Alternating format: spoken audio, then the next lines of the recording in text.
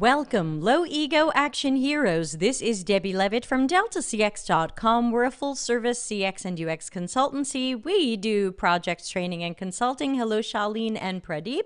And welcome to the Tuesday show that we do every Tuesday. It's Office Hours Ask Me Anything, where I take your questions for an hour, except once a month we have a special guest known as Dr. Nick Fine, who will be joining us in a moment. So those of you Dr. Nick super fans, get your scarves and your clickety things and vuvuzelas ready. So first, of course, hi Elvina, hi Manuel. Let's thank everybody who's donating to the channel. $3 to $10 American dollars per month. You have to click the hard to find join link on YouTube. But also thanks to everybody who's a subscriber on YouTube, because we finally passed 6,000 subscribers, which again, small fries compared to the YouTubers that I follow, but I'm grateful for every single one of you, especially because I'm still convinced I'm shadow banned. I'll feel better after 10,000. Hey, Janice! Emmanuel says, hello, Dr. Nick. So, don't forget, everybody, we're here to answer your questions, and we only got 2 questions ahead of time. So your question, if asked very soon, will be answered very soon. Remember, Dr. Nick and I tend to give long answers. So if your question comes in late, we're answering it in 2 hours. You can ask it from deltacx.com/links. Just look for the link for asking a question on the Tuesday show.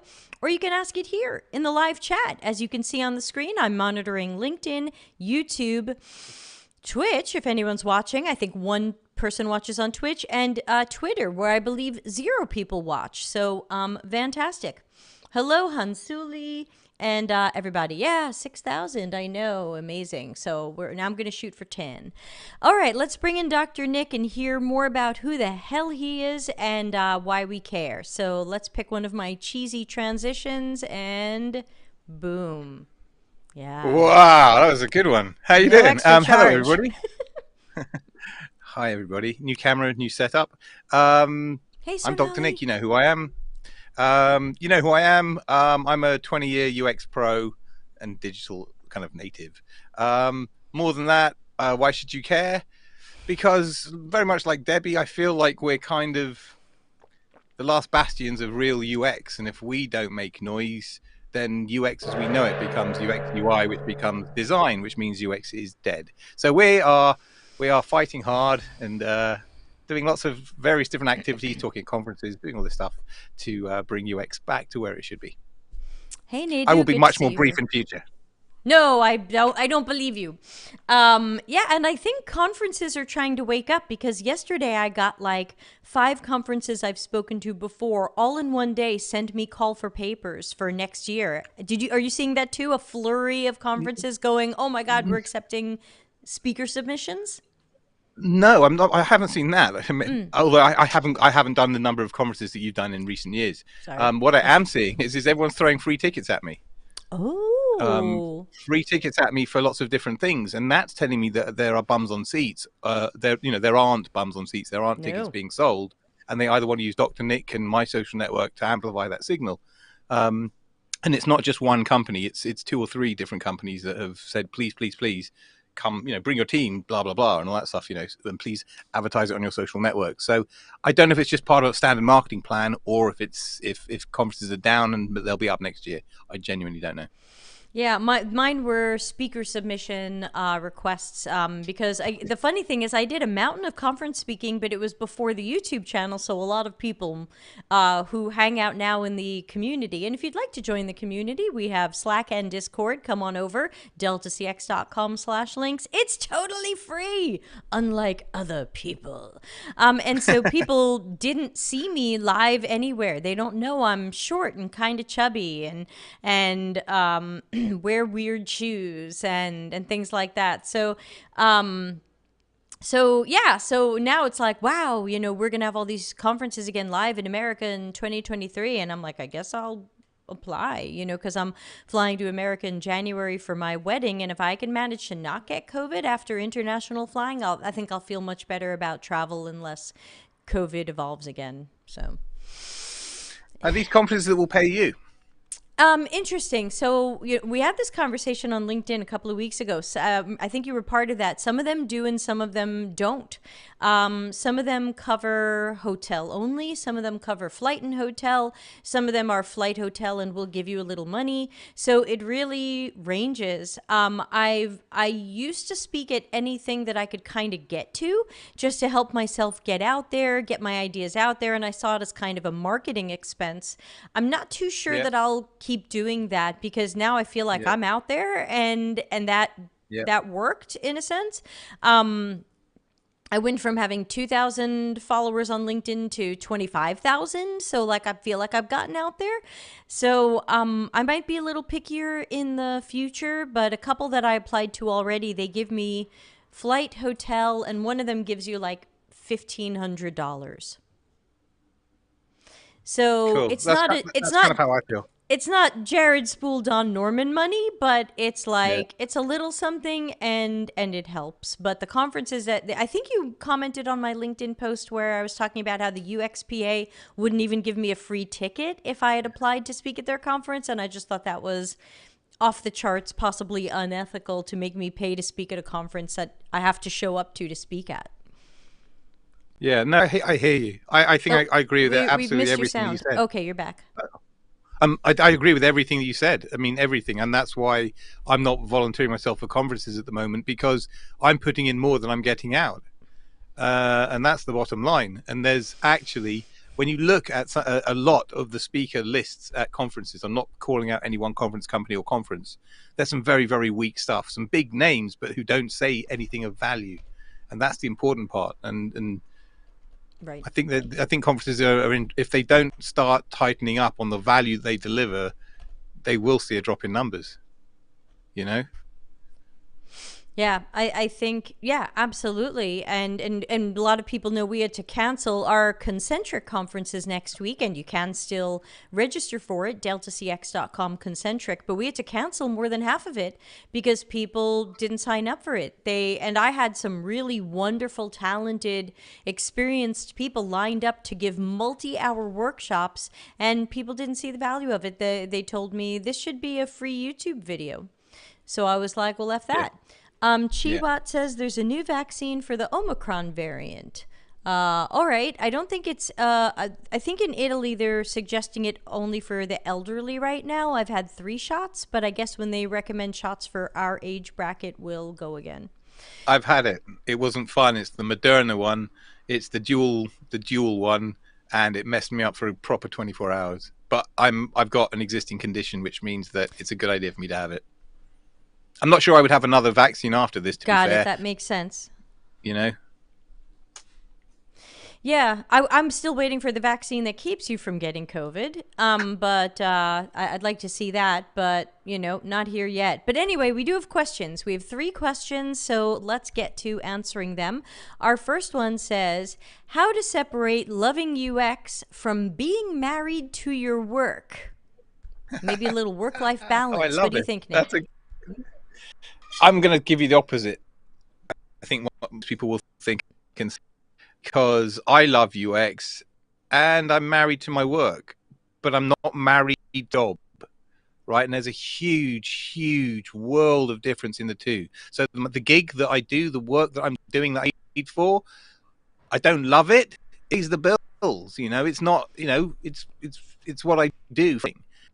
But you really critically have to understand this, that after a couple of years in UX, you'll get your UX lenses in and they will start to come clearer and clearer and clearer. And the world of interaction and interaction design, of service design, of UX, of visual design, all these layers are going to come clearer and clearer and clearer to you. And having that lens of, you can still love UX. Like, I geek out at every single terminal I'm ever at. Any kind of public kiosk. You ask my wife, I'm a nightmare, right? You ask my daughter, she'll tell me I'm ripping apart service design left, right, and center everywhere I go. You start to see things and you can't unsee them. Now, it might make you a bit of a UX geek and a bit of a spod, but it's a good thing, because when you apply those lenses in the work environment, it's all good, right? So I don't look at it like work and all of that stuff. It's just one world with these lenses, and where are you using them, at work or at play, kind of thing. Yeah, I kind of agree with that. I feel like once you have, I always call it UX in your blood, whether it's CX or service design or whatever, but once you have that in your blood, you can't unsee these things. And everywhere you go, you're analyzing who made that decision and who decided that was easy to use, or did anybody care, or whatever the case may be.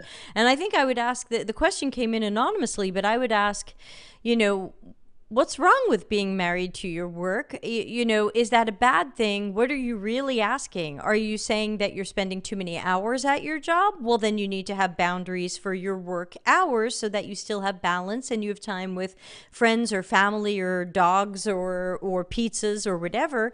Are you saying you're obsessively in love with it? What are you saying, and what's the problem? It's hard to solve your problem when I'm not sure I see one. Chiwat says, work is a life partner you can cheat on. And Hansuli says, kind of becomes like a second nature. I think so. That's when I know UX is in someone's blood. So yeah, I am not sure what I would do. Yeah, it's hard. I mean, you're talking to two people who love what we do, even when it poops on us, even when we're making enemies at our jobs, even when we're boop bop a beep, but we still go back. So I'm not sure what the question's asking. Ix, I see your question. I'll put you on the end of the list. But for now, I'm going to move to the next question. And if the married person would like to ask a follow-up question or clarify this, please let us know. Okay, the next question is, how do I evaluate my current level if I cannot afford a mentor? Well, I think Debbie just kind of biased that with the emphasis on the afford, but for real, you shouldn't have to afford a mentor. You should be able to find a mentor or find some other way of getting some form of feedback, validation, review, whatever you call that, of your portfolio, of your experience, to get advice and direction from. That should come from a senior or a lead or your manager at your current job, ideally. If you're not in UX and you want to get into UX, I don't actually know. Debbie, any ideas? Have you got a peer review group, or is there anything like that going Yeah, on? it's not for determining what level people are at. We do have some things in our Slack and Discord communities. We have something now, a new channel called Mentorship Village. And it's a new channel where we try to more specifically help people with some of their growth and questions. But we're not exactly set up to take a look at someone's work and go, you look mid-level. We haven't been asked that yet, so I don't know. Sonali says there are great programs out there. Be more specific, Sonali. What are they? Do you know what? Nick. You might, if you've got I say something controversial here. When I say if you've got a good recruiter, I don't mean it in a bad way, but if you find a recruiter who's been around the block, a senior recruiter, basically, someone who's got 10, 15 years experience, who understands UX, at least in the UK, any of the major kind of UX recruiters will have that kind of a person there. They will probably give you a genuine and honest view of what your level is, because they're going to evaluate you through their lens of how can I sell this can I sell this person? Is there a need for this skill set or this level of skills with my clients? So the reason why I say that is recruiters these That's a days, good point. they don't appear to be of that ilk, but old school recruiters they were your go-to person to understand, they were the center of the universe, so you might as well take an opinion or get advice from them. These days they seem much more cared about box shifting, so yeah, find an old guy or person.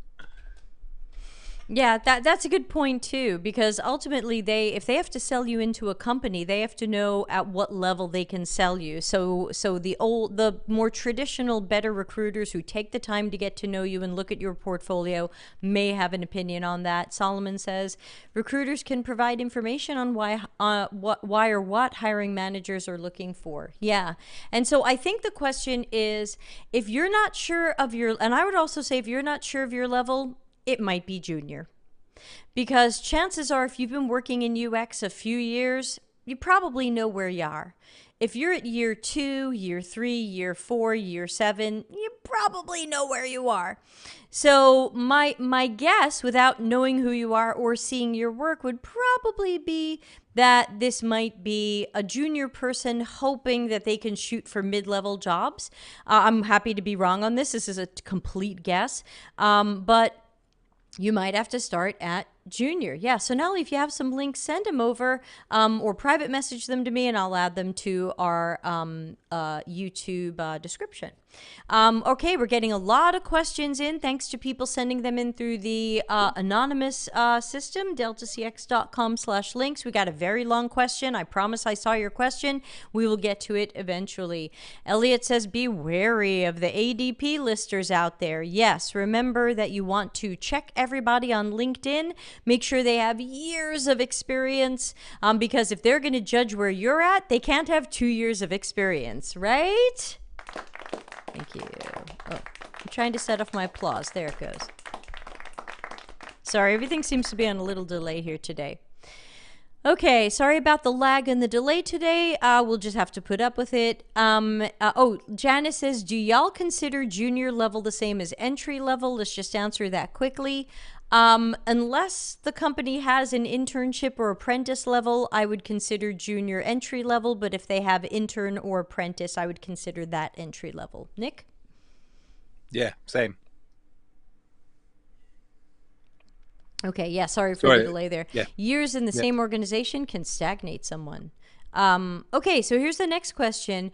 Why does everyone start surveys from demographics? Quite simply, why does anybody start any research method from demographics is because sampling is critically important to the quality of the insight that you get out at the end. So demographics are going to help you specify a kind of a segment or a subset or a sample of the audience that you want to investigate. I think that's the quite simplest answer. In terms of surveys, yeah, I mean, you'd want to know the demographics pretty much on most research methods. I'm trying to think of an exception. Yeah, I hope that answers your question. I think it's a pretty straightforward one, that. Yeah, and I would say that one of the main things that jumps out at me is that very often a lot of companies are driven by marketing. And marketing often, not always, but often lives and dies on demographics.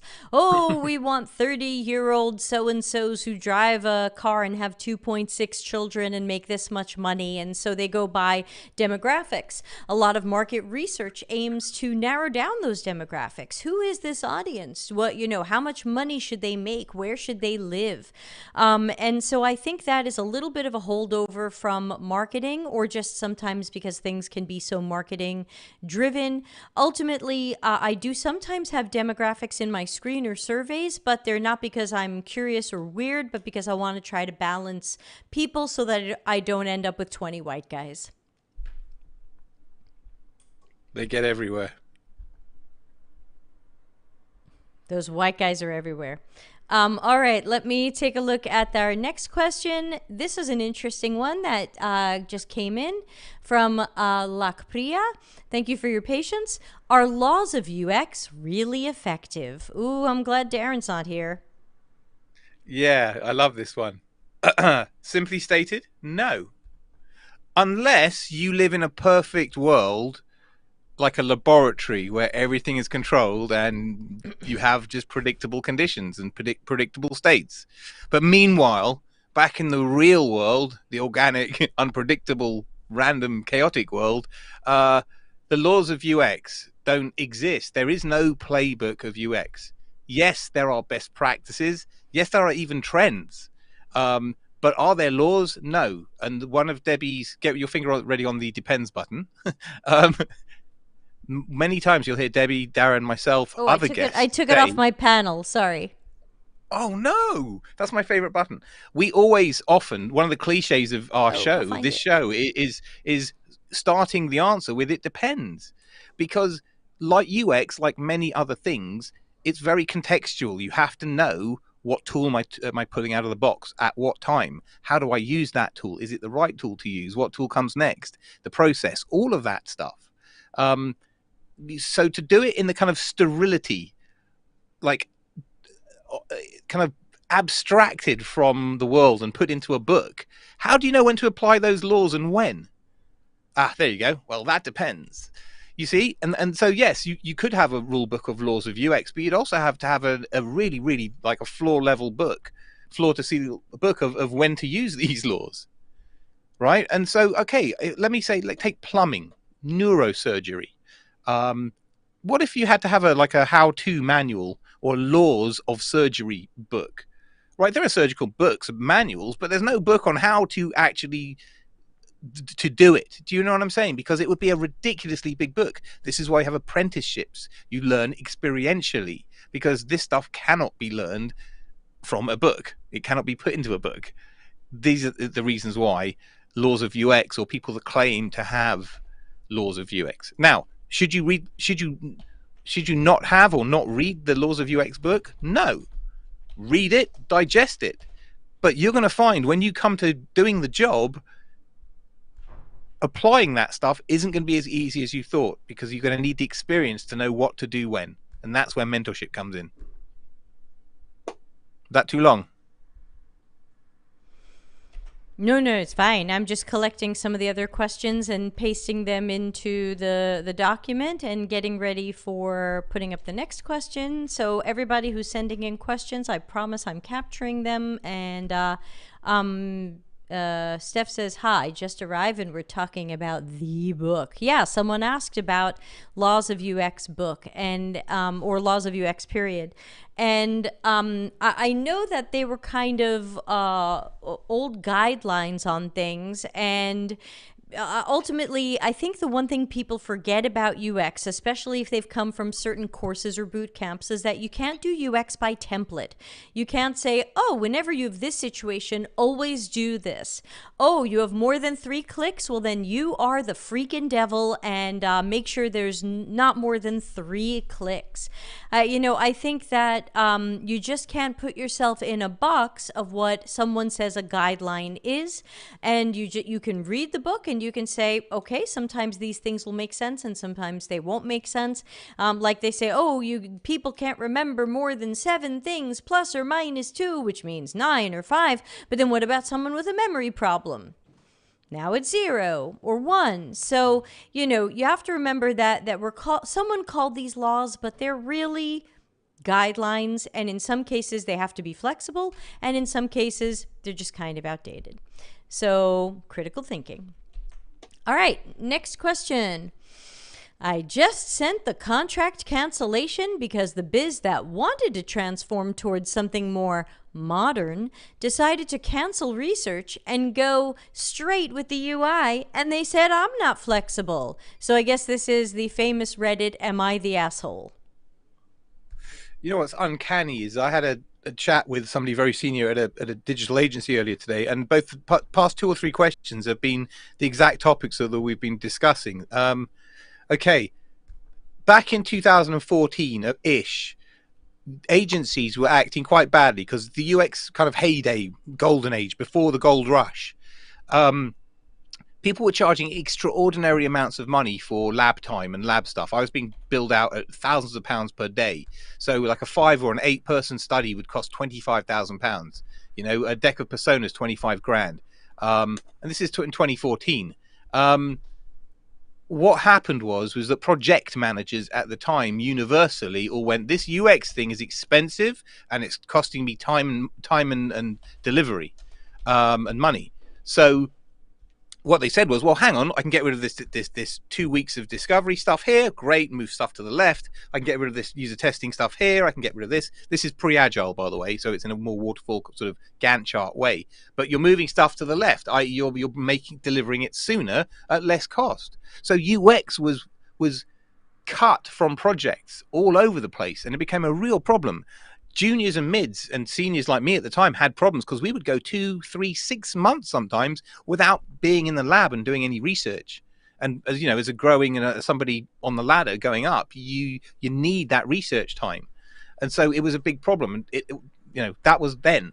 We're teetering on a precipice right now of going right back down that very same road. And that's why this question is so on point, because there's a lot of people doing UX UI and a lot of agencies and management consultancies overselling not UX.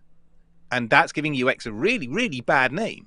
And that's rubbing off on us all. And that's what you're seeing. And that's why the question is. So that's my 2p on what's going on right now. It's unfortunate. Yeah, and what I would add to that is I think that if you made the choice to cancel a contract, I'm not going to tell you did the wrong thing. If you want to work somewhere or no longer work somewhere because of your decisions and your priorities, yeah, do it. I support you. So, you certainly don't need our approval on this. And I've certainly canceled. I was just telling someone before a story of a project I was working on a year ago where let's just say they kind of lied about the scope of work and the state the project was in. And it was supposed to be a usability testing project that we were just freelancing on. And when we got there, the prototype wasn't ready. And I didn't think the prototype was going to be ready that year. But they had promised the client usability testing 2 weeks from now. And I was like, on what? And they were like, well, can you usability test what we have so far? And I'm like, that's kind of not how usability testing works. And between that and some of their abusive behavior, we just walked, and we got paid for our time there, which is fair and nice of them to follow through on that. So I appreciate that. But, na, hey, goodbye. So, pass. Ick says, I loved the project, but I was not doing professional work. Yeah, sure. You don't have to stay there. Nick. Yeah. This is question to the question asker then. They decided to cancel research. Are we talking generative, evaluative? Are they saying we're not going to do any user testing of anything we produce? Or are they saying we don't want to do the upfront discovery type stuff? Because I can understand that upfront discovery stuff, when these middle managers lose their bottle, that's English for lose their courage of their conviction, shall we say, they will kind of double back, U-turn. I can understand the discovery part, because actually some parts of that you can wing it. There are times you can wing that, but the user testing bit is suicide. It's really, really bad idea to go ahead and just build something and go ta-da and then just release it. No, obviously, they cut all the research, all the quant, all the qual. No, it sounds like no research. They were going to only allow a little bit of usability, but they just wanted the UI. Yeah, you're well out of there. I think you've made the right. I'm gonna validate your decision if that's what you need. I don't think I can or should, but my opinion is I think I would have done exactly what you've done, because that's a suicide mission, and you don't want to be a part of that. You don't want it in your portfolio. You don't want your reputation, anything associated with that. Let them drive off into the stupidness. Your journey, your destination is elsewhere. The whole site was created without research. Yeah, I've turned down projects that didn't want research. Now, of course, I knew that before they were hiring me. I would give them the proposal. The proposal had a mountain of research, and then they were like, well, how about we cut this research out? And I'd be like, well, then you don't want me, because I'm not going to guess at stuff. I want to be research informed. So, again, that's where my priorities are and preferences are. You don't have to match me, but that's how I see it. So I'm going to jump into the next question. How do you know you're ready for a UX job? I've worked as a UI or product designer in previous startups, but I feel like I'm not very prepared for a UX role. How do I know I'm ready? You're never prepared for a UX role, I think, is the simple answer. I think you just have to jump straight in. I don't think anything genuinely prepares you for a UX life.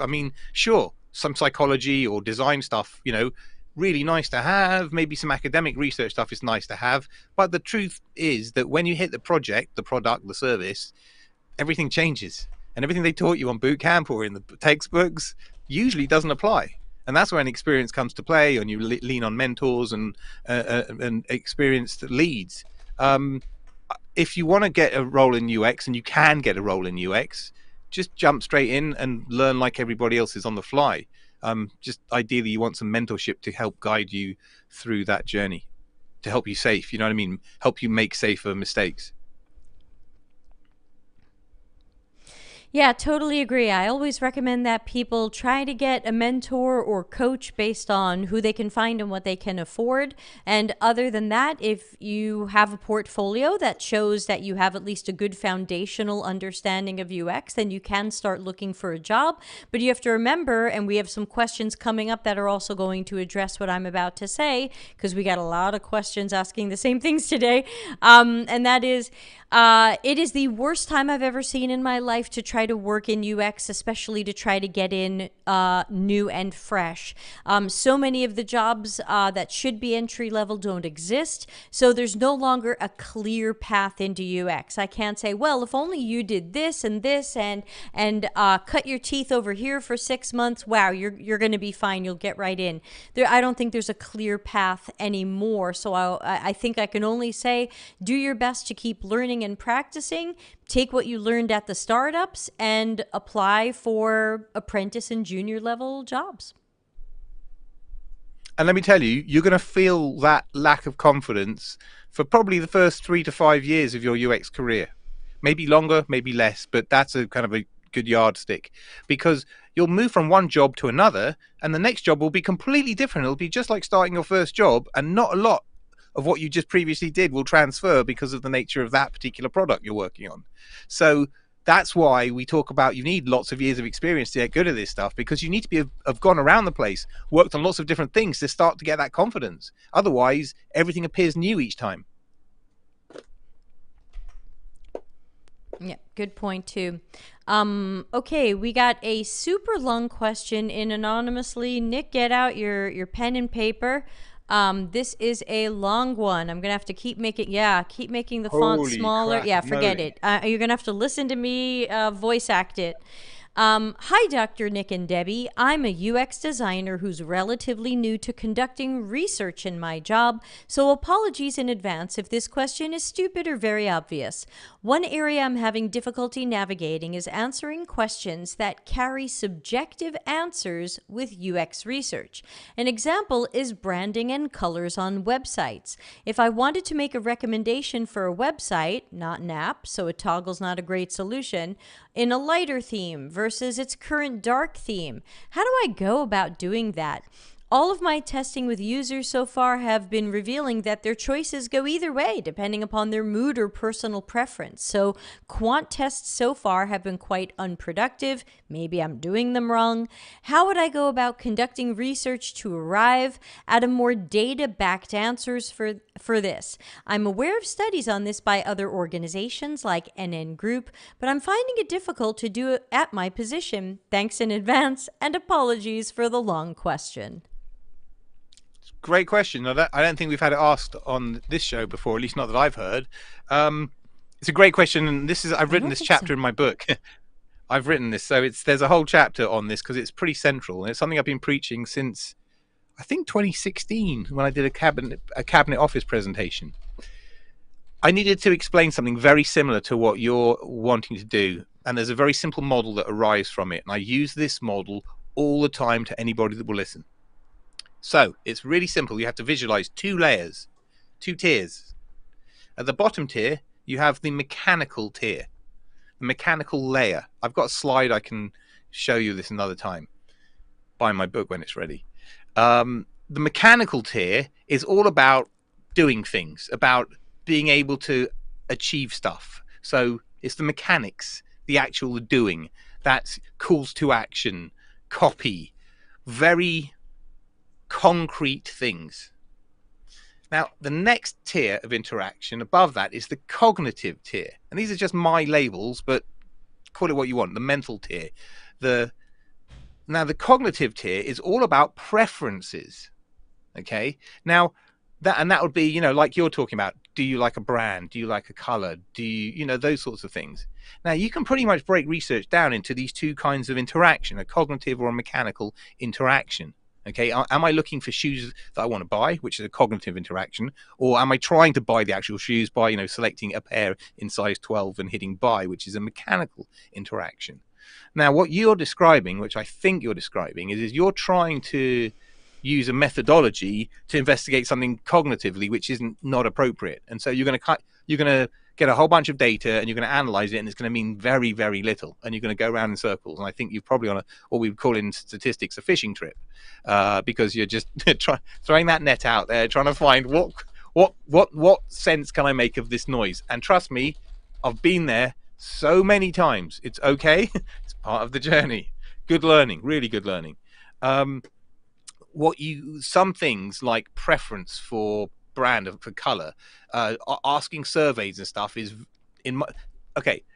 This is now my opinion, what I'm about to give you, and this is how I handle it. But that's just a me thing. It might be right, it might be wrong, it might work for you, it might not. So there's my caveat. Okay, you can use a test mechanical stuff day and night, and you should be testing it. That's what it's there to do. You shouldn't be user testing brand type stuff. And this is where most of the world, the Figma users of the world, get it really badly wrong. 5-second tests and all some of that shit that goes on. Cognitive is a whole world of difference in terms of testing mechanical stuff. If you want to test preference, I'm a behavior guy. So this is where I come from. My indicator of preference is through a behavioral indicator rather than a self-reported indicator. Okay, that should be really big. When you're self-reporting, it's a cornerstone of psychology. Self-reporting is just fraught with bias, with skews, with what we say is often not true. We don't mean it that way. This is what happens. We skew things from our own perspective. But when you're behaving, my opinion is it's much more honest. It's much more clear. So this is why I like to watch people doing things and listening to what they have to say. So if I'm looking preferences, asking somebody, do you like Pepsi or Coke, is one thing, but actually watching them in the supermarket pull them off the shelves, that's another good indicator. I mean, another good indicator is to look at stock levels, like web analytics style, point of sale stuff. There's different ways of getting different perspectives on this data. And ultimately, with some of the more tricky stuff like preferential stuff, you want to take multiple different perspectives, right? Because you're going to form hypotheses as to why these people like this thing.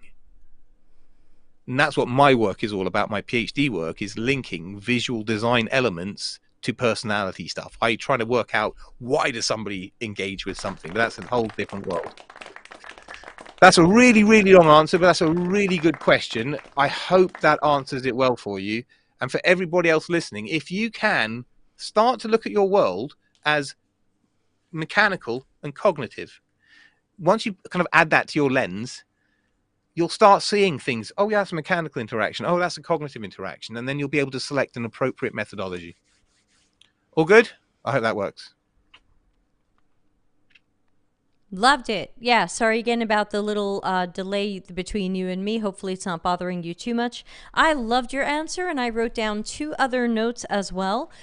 So one of them is task accomplishment, which is kind of a cousin of what Nick said. I am more concerned about, is there something in the visual design that would hurt them accomplishing a task? So I wouldn't necessarily give people a preference test of which light or dark theme do you like, or which color palette do you like. It would be more like, try this task and see if there's something about the colors that get in the way. What about, make sure you're testing with some colorblind people, are they going, I can't tell which button to click. So I would say, think about task accomplishment, and is there something about something we normally think of as subjective, like, oh, which icon do you like, or oh, which color do you like? See if they can get the job done and make sense of these things. It's less about what do you like, because that's always going to be subjective. The other thing I wrote down was, let me just say that quickly and then I'll go back to Nick. Yeah. This sounds like this is your branding and a design system. You have to decide what the hell is your branding and what are your components, style library, design system, whatever you want to call it this week.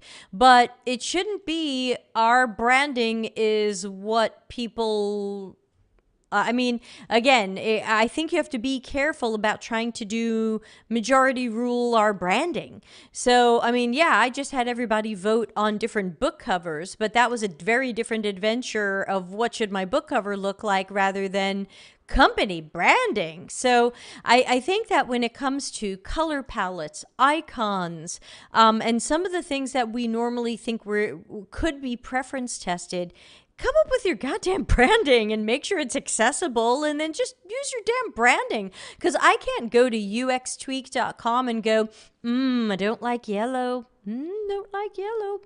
Oh, I'm not going to use UX Tweak. I don't like yellow. I mean, yeah, I'm going to use UX Tweak. It's a decent system, and it's too bad it's yellow. So, this is your freaking branding. There you go. Oh, we're being thanked for the very detailed answer. Nick, something you wanted to add before I put up the next question? Yeah, the way I did it, that's a really great point about task completion and task accomplishment. In my PhD work, which was 2005, I made an app that had skins that you could change, and they were different colors and all kinds of stuff. That's how I learned about preference, because I allowed people to choose a color of skin that they preferred, right? It's a bit like giving somebody a task saying, look, we want to create a new company master deck. You've got 3 different logos here and some other bits and pieces. Put them together on the page, like Debbie's suggesting. And, the logo they choose is the one they prefer. And then you can ask them why, blah, blah, blah. Ultimately, though, and talking to Debbie's book cover selections and there are these times when you just have to know, do you like the red one or the green one, or is it A or B? You know what I mean? That you have to know these things. And at those times, just go with large numbers, large scale, as large a sample as you can. You were getting into kind of market. That's what market research is largely or often about, is that kind of research, which is not something that UX folk are usually that comfortable doing. It's not really our wheelhouse, not mine. Don't know how Debbie feels about it. It's not. I do get asked to do preference stuff, and I do tag it on. I've been given napkin drawings of stuff to show to people in a research session. I mean, you just do it because let the Wookiee win sometimes. Yeah, and for me, the book cover was not like, pick my branding. I've got my branding, but it was more like, hey, which of these books that if you saw on a bookshelf or on an Amazon search results, which of them might jump out at you? Which of them seem intriguing or interesting? I've got to make sure that the cover makes people go, what's this? Or, oh my gosh, I'd be embarrassed reading that. Or, gee, this cover makes no sense. Or, I don't like the graphic design of this cover. And so we did a voting thing, and we got a bunch of people responding. I think it was over 60, but the results were very, very clear. There were 3 that beat all of the rest of them by miles. And so we're moving forward with 2 of them for now. Otherwise, I am not a preference test person. All right. Our next question is, let's bump it up a little in font. Speaking of fonts, are mental models the same as an affinity diagram? Where do we use them in UX? I do think that this is one of those questions that is probably Googleable, but Nick, go ahead. Yeah, it is. I mean, no, in my mind, it can get messy, but simply stated, no, they are fundamentally different things. However, there is an argument that says you could use an affinity diagram to create a mental model, right? So that's where it could get a bit messy. But simply, a mental model is like a mental construct, a mental model. Shit. How do you describe a mental model without using the word model?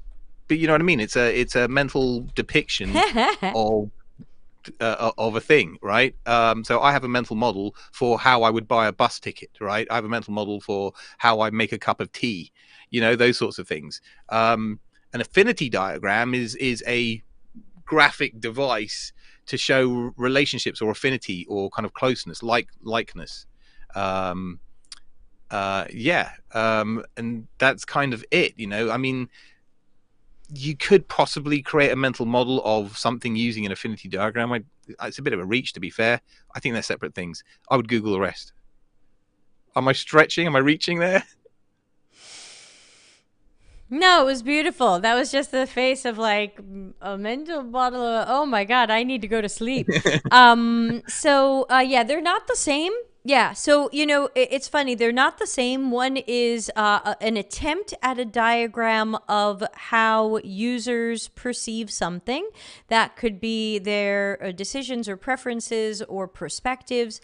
And then the affinity diagram is kind of once we're trying to do analysis and synthesis in our research work, probably our generative research work, we're trying to find the patterns and the themes. And so, whether you're doing this in a virtual board or sticky notes on your physical wall, we're trying to see where did we find commonalities and where can we bring things together to find themes and stuff like that. So they might both have squares or things that look like sticky notes, or you might see templates for them that make you feel like, gee, it looks like I can do both of these in Miro. But I think if you do a little bit more digging, you'll find that they're actually super different. Hey, Bram, good to see you. Here's a quick, all right. a quick add-on. Go ahead, Nick. When we used to do lots of lab work, which seems like a long time ago, I used to, in between sessions on a whiteboard outside, do a kind of an affinity diagram of vertical swim lanes of 6 or 8 participants throughout the day, and I'd write down the key themes that came out during that piece of research for each one. And at the end of the day, you can literally run a line across the different swim lanes for the common themes, and that's the affinity coming out. It's really rough and ready. It's napkin kind of stuff, but it really is a very powerful, very useful way of managing themes when you're in the heat of battle, in a lab or doing a research session. Very, very useful stuff. And then you take a photograph of it at the end of the day and walk away, and you're loving it. That reminds me of, okay, I'm going to have to show my age here for a moment.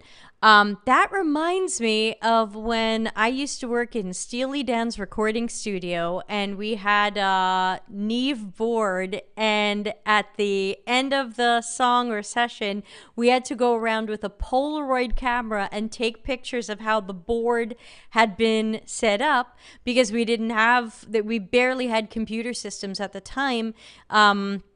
And you didn't, who's going to remember what volume things were at and stuff like that. And we had Polaroid cameras, and we had to go take pictures of all different parts of the board and put them with the reel-to-reel tapes so that everyone remembered how we did it. That was your save as. For sure.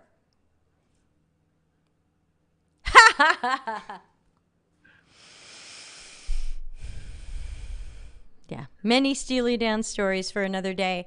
More Donald Fagen. It was really Donald Fagen's recording studio.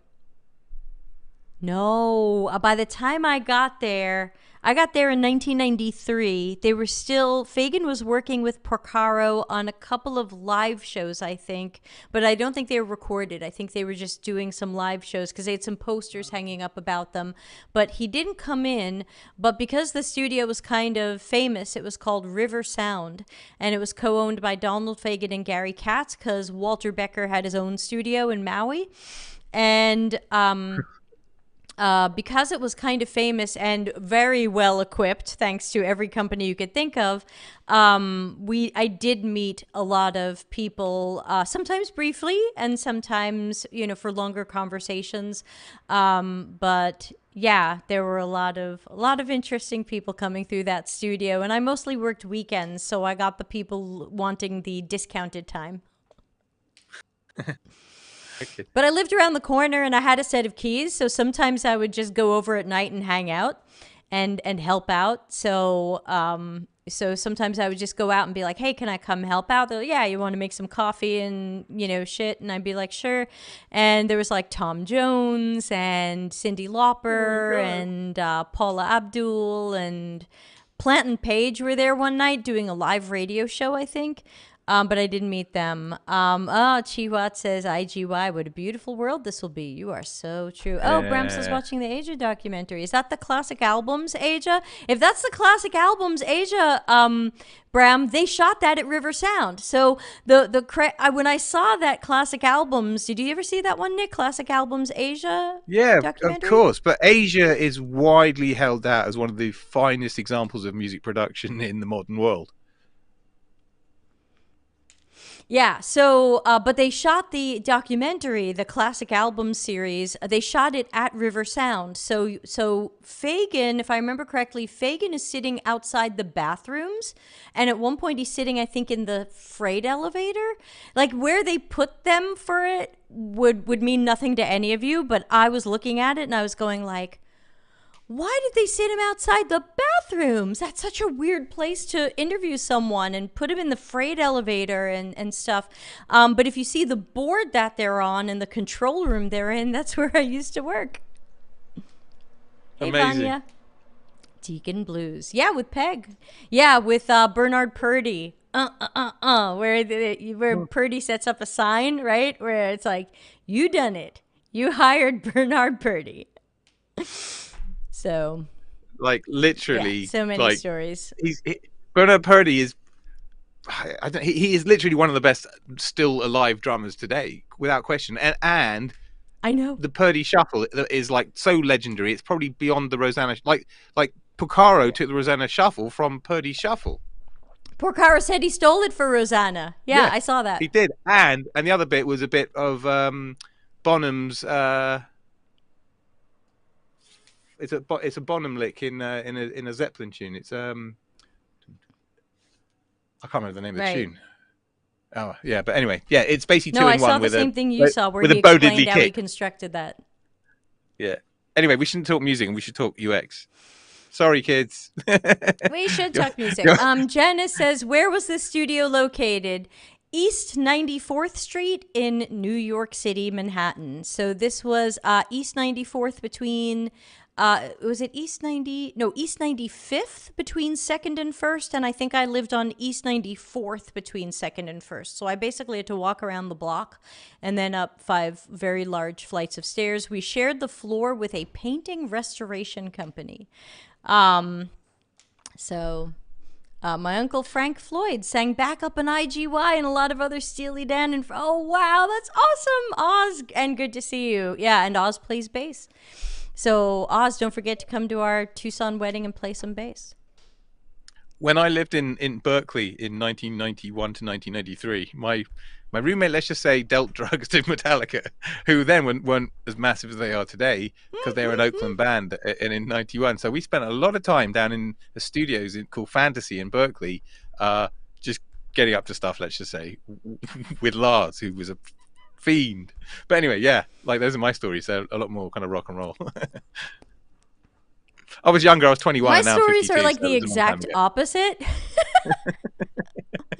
My stories are the exact opposite because I don't smoke or do drugs and I very rarely drink. And so like the people would come into the studio and they'd be like, hey, can you call the drug dealer because I want to buy things? And I'd be like, oh, here's this number, you call him, you know?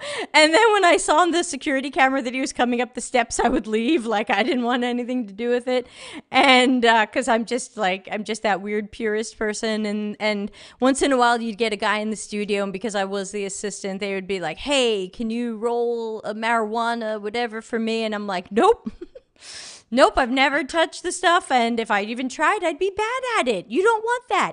And, you know, everyone working in the studio at the time was like a recovering everything, and they acted like my big brothers, and I remember they'd be like, hey, can you roll this thing for me? And one of the guys would come over and put his arm around me, and he would go, Deb doesn't do any of that stuff. And they were very protective, and it was very sweet. So, yeah, nobody asked me to... I got asked a few times, and then they gave up. I ended up doing the 12-step thing because I ended up in a detox unit after all that time in California. Yeah, but they were good times, man. Really good times. 21-year-old me was... Yeah, I've got the opposite. 21-year-old me was a very different guy to the person you see today. Yeah, I'm like, roll a marijuana thing. I don't even know what to say. All right, I'm going to do one more story, then we should really get back to it. But Deb doesn't do that stuff. Yeah, that was Tony. One of my favorite things was we had these two famous producer guys, and I always forget their names, Jansen and Barbiero, or Barbiero and somebody. They were fresh off of working with Oingo Boingo, and they came in to mix something in our studio. And one of the guys goes, "Hey, we just finished that Oingo Boingo album. It came out. I don't even have it yet. Can you go to Tower Records or HMV or whatever? Can you go pick it up?" And I was the assistant. I had to do whatever, legally people said. And so he was like, "I'll pay for your cab. Here's my American Express card." And it said like Mike Barbiero on it or whatever. And so I was like, okay. And so I took a cab downtown, or it wasn't downtown, it's just 20 blocks south to, I guess, HMV or whatever. And I bought the album. And, this is like 1994 or whatever. So, we didn't have all the credit card security we have now. And so here I am holding an American Express card that says Mike Barbiero. And I think many of you know I am high on morals and ethics. And I was 22. And I was like, okay, now what do? I have to sign this receipt. If I sign Mike Barbiero, it's a forged signature. If I sign something else, it could be a stolen credit card. Yeah. I said, I don't have Mike Barbiero handy. I don't have his phone number. How do I prove I should even have his credit card right now? I said, okay, I don't want to forge a signature. So I signed Deborah Levitt. And the woman never looked at it, and she just put it in the drawer, and she was like, "Thank you, have a great day." And I was like, oh, fuck, I gotta not do that again. That was too stressful. Took a cab back. Brandon goes, when user interviews go way off script. Yeah. No, Oz says, no more UX, more music. Yeah, we got lots of stories. I'm going to put up the next question because we freaking should, but this is fun. Melanie says, all my fun stories revolve around circus folks and questionable activities. Gen X delinquents unite. Ooh, Melanie, you need to hear a song called Back in the Circus by Jonathan Brooke. It sounds like Jonathan, but it has no N on the end. Back in the Circus by Jonathan Brooke. I just check it out. All right, we have 3 questions from 3 separate people that I think essentially ask the same thing, so I've put them together. It says, I'm a junior UI UX designer. What advice should I do to make a portfolio and get job opportunities? What does it take to succeed in the UX design space? I'm transitioning into UX design. Interview tips for career changers working on getting their first role. I kind of felt like these were going to end up having some similar answers and that maybe they could be pooled together. Nick, what do you say? Yeah, it always comes. This is a common question. It's a difficult one to answer because this is kind of the problem with the world today. You shouldn't really need to have a portfolio to get into UX. That's the whole point. Like, you're a junior. You haven't, if you've got a portfolio, that's great. But that, everybody's after a portfolio. If it was me, I'd be hiring for aptitude and attitude and, all those sorts of good things rather than, have you got 2 years experience as a junior, which is a really stupid approach. You need a portfolio, that's true, and I can see why Debbie's grouped these together. I think that makes sense. You have to have a portfolio because they're going to ask you for one everywhere you go. Affinity Diagram. They're going to ask you for one everywhere you go, and so you've got to have one. I don't know what Debbie's take on it is. She's probably got a much better take on it because she spends a lot more time doing mentoring and that kind of stuff. I would create some case studies of your own. I would volunteer to do some voluntary work. I would try to get that experience and do real work wherever possible, meaningful work. But if you can't, then do case study type work and kind of just sharpen the tools. Worth mentioning, it's probably worth doing that stuff anyway and not putting it in your portfolio and use it as kind of bulking up material, like, exercise, as practice. And then once you've done that a few times, then get stuff to put in your portfolio and ideally get somebody who knows what they're doing to cast an eye over it to give you a little direction. You should be able to cobble something together that can demonstrate your use of information, your use of visual elements, your use of narrative, because that's what people look for. I don't think the actual content matters as much. I think they're looking to see what kind of a person you are and what your thinking is, what your process is. So I would try to make those things really, really clear, and hopefully that then kind of doesn't make the need for the subject matter itself to be super relevant or, super high level and all of that stuff. Because I'll go, okay, I like the way he thinks, I like the way their process. The rest of them, I can give it to them. We can train them on that stuff. So That would be my answer, I think. And the reason I put these together is because I think there is an underlying question that they're all technically asking, but that's just me guessing and assuming, so I could be wrong. But I think they're all kind of saying, what is the path to my first job? That's kind of what I hear. Yes, I'm paraphrasing. I might be putting words in your mouth. Don't do that in your research sessions. But I'm kind of hearing, what is the path to get that first job? And I want to remind everybody, and I agree with Nick, I think we talk about this every week, there is no clear path to a first UX job right now. I mean, before we had people offering their kidneys to apprentice under me, apprenticing under me doesn't guarantee that you'll get a job either. It is not like there is a magical path where if only you can have this type of portfolio with this many case studies or this length of a story or this background or these courses and certificates or coming from this career. For all of you, I can't say that there is one magic silver bullet path where if only you just do these things and follow the path and fill in the template, you're going to get that first job. You hear from sometimes boot camps and other people, hey, all you have to do is take this boot camp and learn these things and get a certificate with us and you're job ready. Number one, you're not job ready. Many of you found that out the hard way. And number two, unfortunately, you're kind of not what jobs are looking for.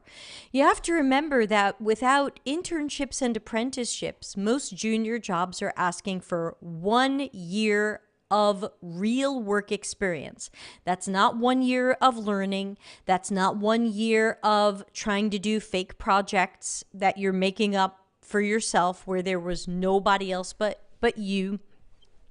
These things, in many cases, not all, but in many cases, just don't pass because the people want to see real work. And it's a snake eating its tail, and it's wrong, and we're fighting it. How do you get your first job when your first job doesn't want to be your first job?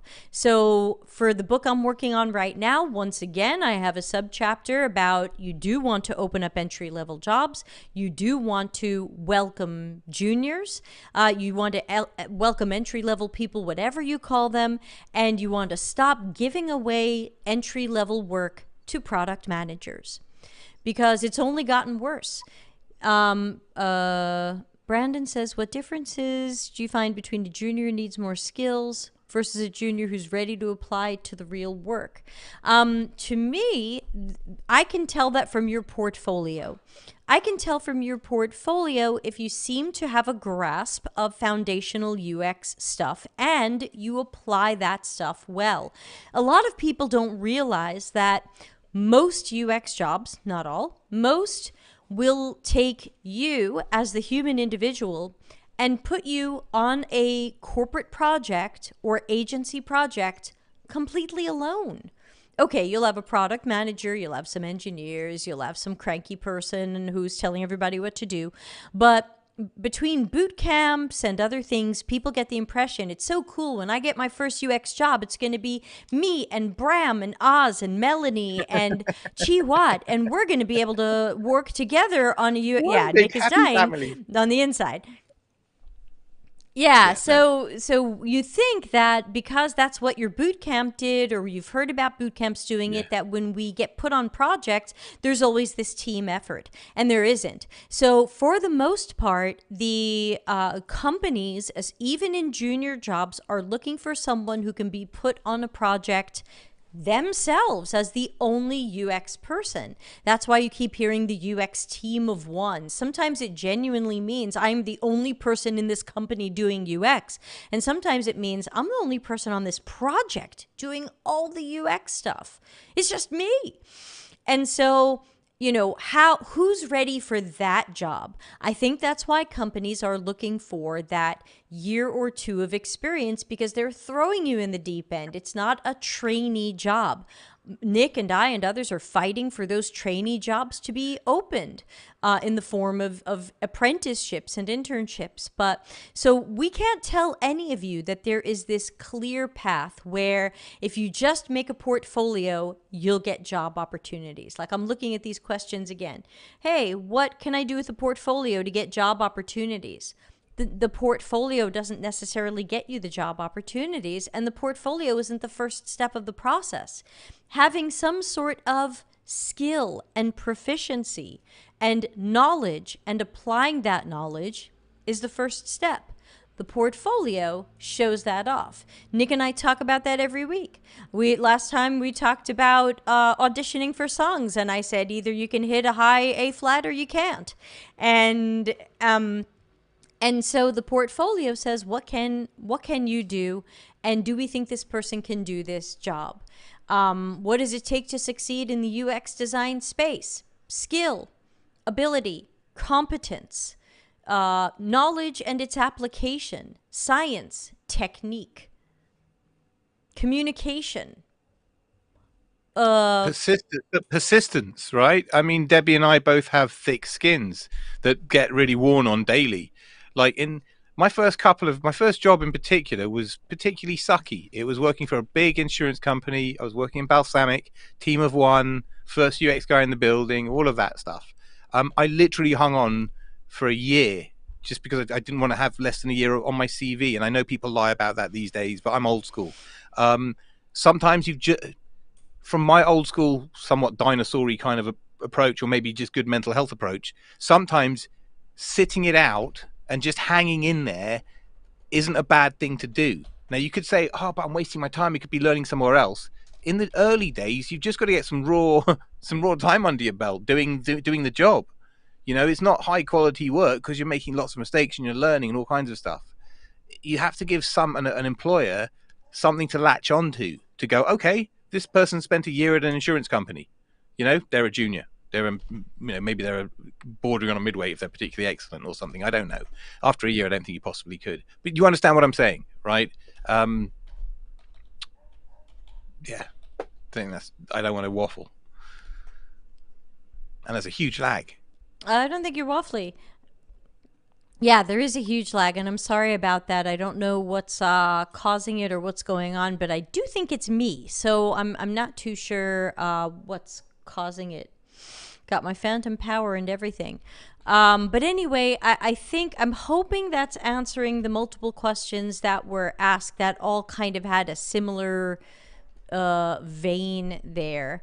Deb. Let's address Oz's follow-up question in a moment. Yeah, go ahead. Just very quick one. Again, to get that first job, I had to move my wife and my young daughter at the time down to Bournemouth, which is kind of like 100 miles away on the seaside, and rent my flat and my house, the whole thing. Sometimes you have to do what we used to call in 12-step programs, pull a geographical. You have to move to the opportunity, and it might not be a good opportunity. That first job paid me £34,000 a year, and prior to going to academia, I was earning 125 as a chief technical officer. So that's one hell of a come down. But you have to make some real sacrifices to get into UX. And that might mean where you live and how much you earn, how much disposable income you have for a year or two. But it's an investment in your future. It's just what you have to do. And it's what other people aren't prepared to do. So it gives you a leg up, like an advantage. Yeah, and I'm kind of sticking some questions in out of order. Let's jump on Oz's question since I think it makes a good natural follow-up. Hold on, let me put it up over here. And I'll take down the other ones because it's a little confusing. So hold on, kill that for a moment. Sorry, Sunflower. We'll get there in a moment. Because Sunflower has a similar question. We'll get to that next. Oz says, how can you tell if a candidate stole the stuff in their portfolio? I was duped once by a graphic designer whose portfolio was way better than the silly stuff they designed for me. Yeah, and that's what my LinkedIn post was about today, in a sense. Nick, do you have any tips for how can you tell when someone's skill does not match the portfolio they stole? Okay, I'm way more research driven than design driven, but of course I evaluate portfolios, and I have done my whole life, and I spent the first half of my career doing design, if you know what I mean, or research and design. So quick caveat out of the way. You ask them very pertinent, very specific questions about the process and the construction and the design decisions and the design compromises that were made in all the way through that portfolio. You should be able to tell quite quickly from the speed of their answer. We're talking kind of basic lie detection type stuff. And as to whether they're able to quickly reference that or bullshit some kind of an answer. When they get waffly and bullshitty, you obviously know that they're talking out there and it's no good and it's false. Do that with enough bits and pieces, and either you'll get them shaken and they'll put the hand up, wave the white flag, and they will say, actually, that one was done by the senior designer. I was part of the team, and you'll get that kind of a rationalization. Everything in the folio should be stuff that you yourself have done. I don't put anything high fidelity in my folio because I don't do high fidelity work. Even recruiters have suggested to me, why don't you put the high fidelity version in there so that people can see what it looked like at the end? And I adamantly, probably to my failing, because it's not my work.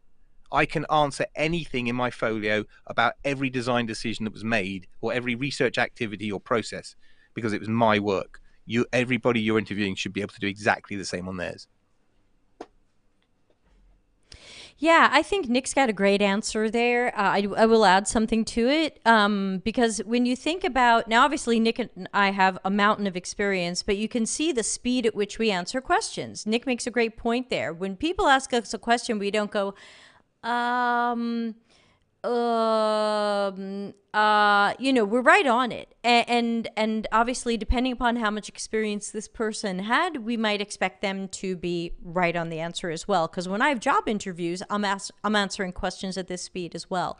But Oz, what I tend to recommend to people who are not graphic, UI, visual, branding, UX, designers, etc., is get a friend who is. Like Oz, you've got me. You know I will come help you out with this stuff. If you ever needed to hire someone, you're not hiring me, but you're hiring a graphic designer, a UX designer, you're hiring a website designer, and you're not sure you can tell the difference between a good or a bad person, a charlatan and an honest person, grab a friend, phone a friend.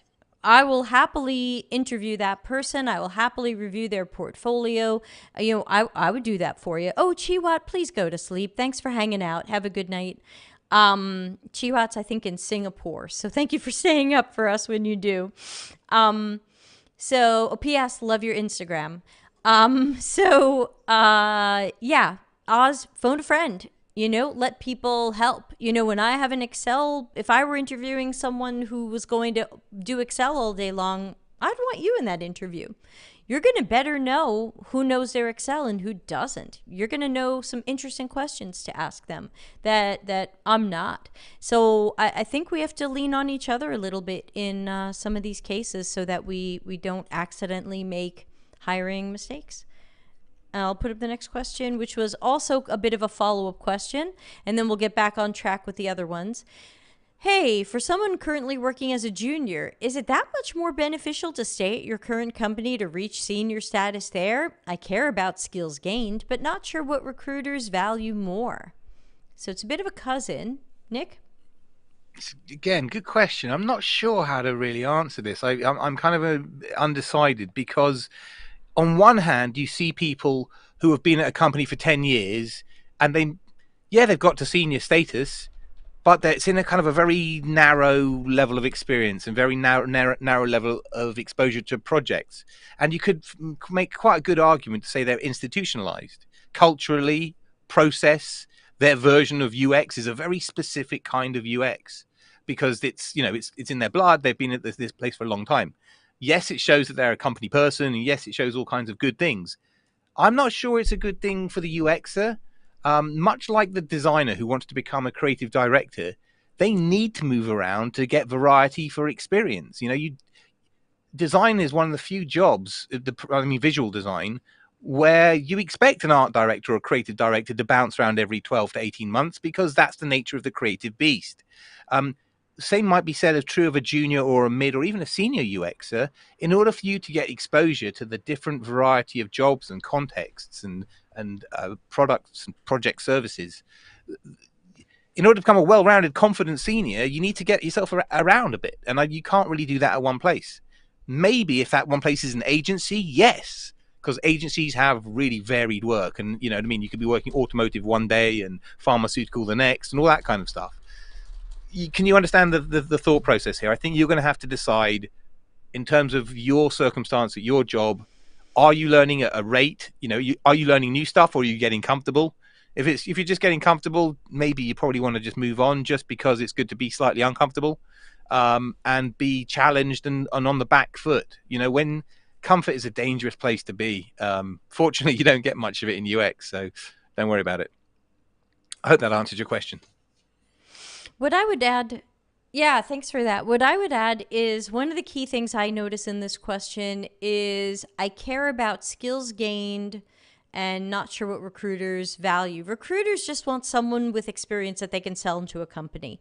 I think they care less where you got some of that from. But I think the question is, are you growing? Let's say you're a junior in a company now. Are you growing? Do you have seniors, leads, or managers who are reviewing your work and helping you level up?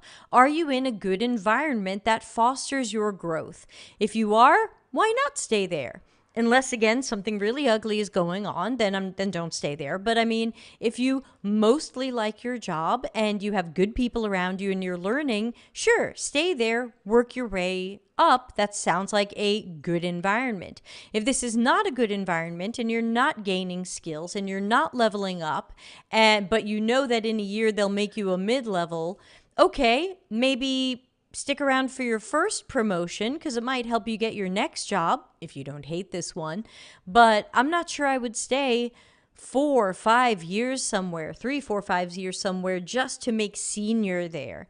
I think, the main time that I think it's important to stay at a job just for the promotion is probably junior to mid-level, because those early stepping stones are hard, and senior or lead to manager.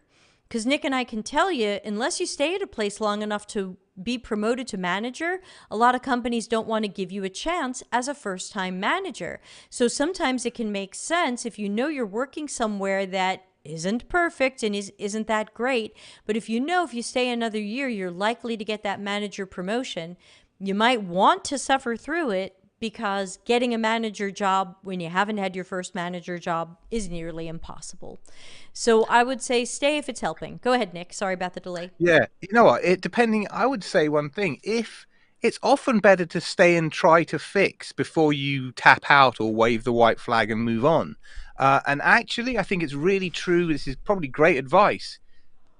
One of the greatest tools that I use in my UX toolkit is about stakeholder management, or stakeholder whispering, or whatever you want to call that. It's about process management, being able to clear the way to be able to do what I need to be able to do. And I spend probably 50% of my time at least doing that kind of advisory work. Now, I know you probably don't have the experience to do that, but if you can help nudge, help them, or even proactively do the things that you want to do to get the experience, start research planning or design planning with the things that you want to learn in them, right? Obviously, don't do it wholly inappropriately, but you know what I mean? Try to work it that way so that you can expose yourself to the activities that you want. Often, by doing that, or by doing it proactively and then socializing the outcomes in a simple, easy to digest way, people will get it, and you won't need to move on, because you'll be growing this beautiful organic UX flower thing in the place without having to go find it somewhere else. So the grass in the UX world definitely isn't always greener, and it's often, spikes and nails and people with guns. It isn't, there's so much of a veneer or a facade on UX, especially at the corporate level, that people are showboating and virtue signaling and doing all this case study stuff that doesn't really represent what the work that you'll be doing. So it comes at huge risk. So like I say, without waffling too hard, it'll make you a really much better UX person if you can help to make things better, and it'll help your mental health because it'll extend your stay here. Value quality time, should we say? You know what I'm saying? I think try that out if you can, if you're so inclined. Good luck, Sunflower. Okay, back to some of the other questions. We finally got a follow-up from Married to the Work question. And Married to the Work question says, I'm having trouble setting aside emotion when arguing with a stakeholder. Wow, that's a totally different question, person. All right, Yeah. Nick, what do you want to, maybe you can talk about this one. Go ahead. Because I suffer from this myself as a neurodiverse. I'm an emotional person, and I don't hide it. I wear my heart on my sleeve. It's what people love and hate about me, if you know what I mean. Um, um, when you're talking to a stakeholder, how do you set aside emotion? I would stay factual and evidence based. Okay, because this shouldn't be like a canvassing campaign where you have to convince somebody through your charm and your wit and personality, right? That's how bullshit gets made. It should be a more, when I say scientific, I don't mean it like that, a more rational, concrete based argument around this is what the audience is saying, or this is what the insight is saying, this is what the analytics are telling us, or some kind of evidence based approach. um, that should help you have a nice, when I say cold, I mean emotionless, factual discussion. If not, then start shouting. Don't start shouting. Sorry. I totally agree with that. And I would have said something similar up to the end about staying factual and not making it emotional. And another thing that I remind people is that unless this person is going ad hominem and trying to say something about you personally, you suck, your work is disgusting, you are a crawling worm, unless it's become overtly personal, don't take it personal. Now, of course, that's tough. People say things like that to each other all the time. Oh, don't take it personally.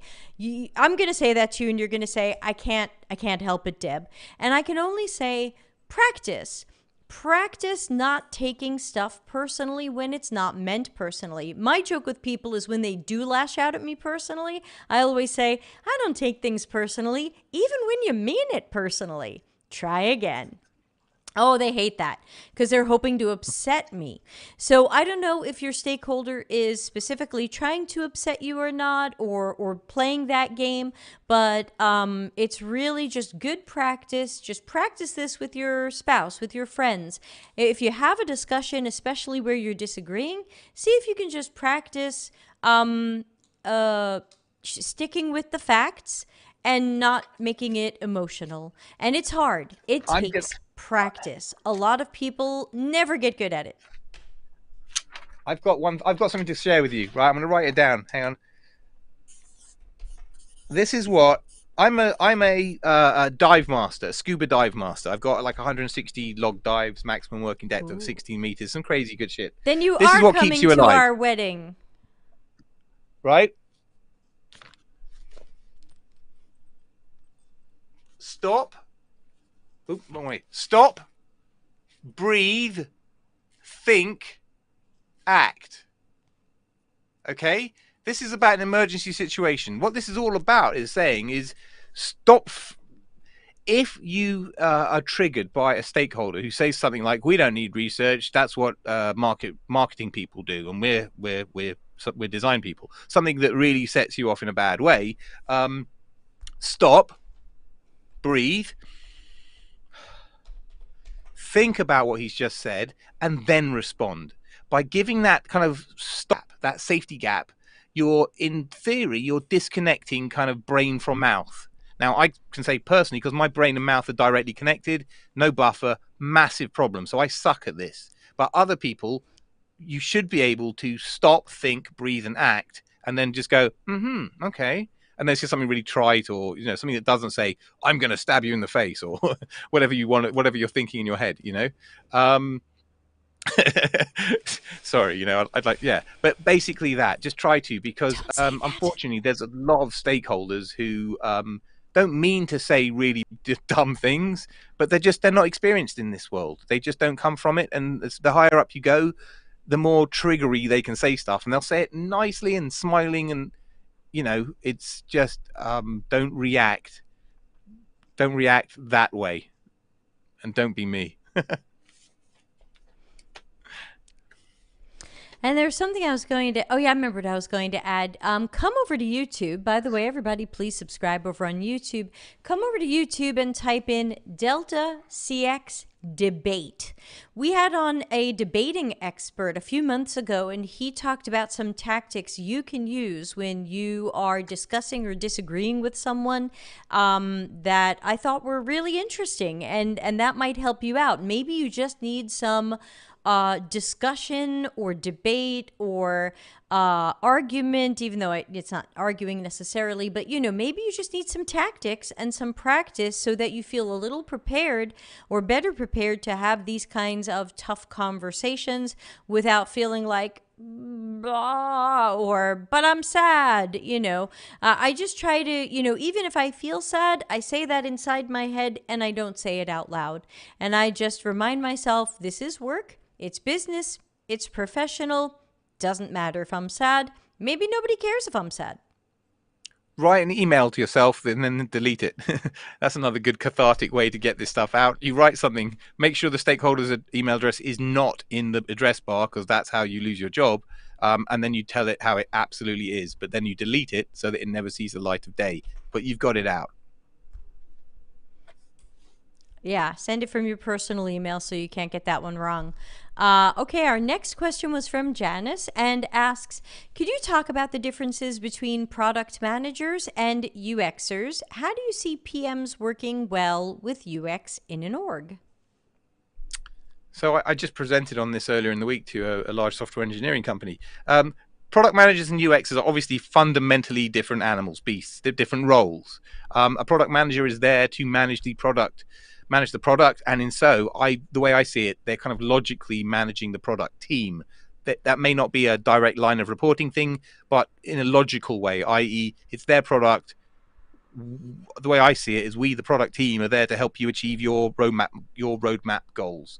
That's what the product manager is. They tend to be like let's say a conduit between the upper echelons of business, i.e. the commercial bits, the C-level stuff, and the low-level bits, i.e. the shop floor and the products and sales and all of that. They're kind of like a connection point. So they are torn in two different directions, kind of in the user research direction as supported by the UXer, and in the direction the company wants to go in terms of the business need.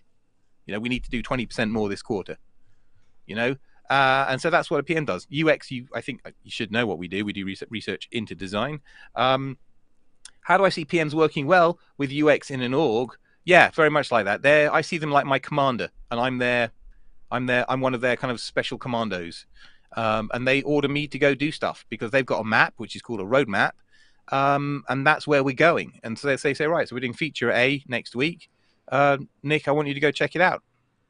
I'll go do the research, report back, work with a designer, that sort of stuff. And the PM is orchestrating all of this, maybe in conjunction with a delivery lead. That's a typical sort of configuration. It does change an awful lot, but that's the average one. And I would say that Nick's right in that is often typically the way it goes, but I do think it's far from optimal. I think that at many companies, product managers have too much control over UX, too much control over decisions, and in some cases they're purposefully blurring the lines between their job and ours and saying they should be researchers and they should be designers. And of course, one of my many points on that is that those tasks already belong to someone else's job.